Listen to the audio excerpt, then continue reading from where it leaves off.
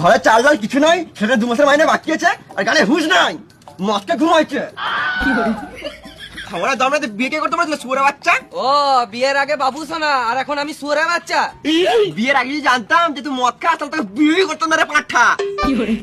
তুই বেশি গাঁড় জ্বলাস না, তুই নিজের কাজ কর গা পাঁঠি। নারীকে সম্মান করতে পারিস না তো কিসের মরদ তুই? হ্যাঁ এখন তো সব দোষ আমার। বিয়ের আগে তো ভালোই বলছিলিস যে একটা তিল দুজন মিলে ভাগ করে খাবো, এখন ঘরে মুড়ি আছে ওটাও তো জলে ভিজে খেছিস না। আরে নিজের পছন্দে কেন যে বিয়েটা করতে গেলাম?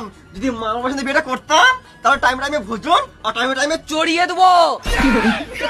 না মানে চুড়িও কিনে দিত। বেশি কথা না বলে যাও, বাজার করে নিয়ে এসো। তুই খাবি তুই বুঝে লাগা, গান মারা গান চললা। তুই তো আমার আসবি করে এখন দেখো মজা তুই। তুই রে পড়া তুই।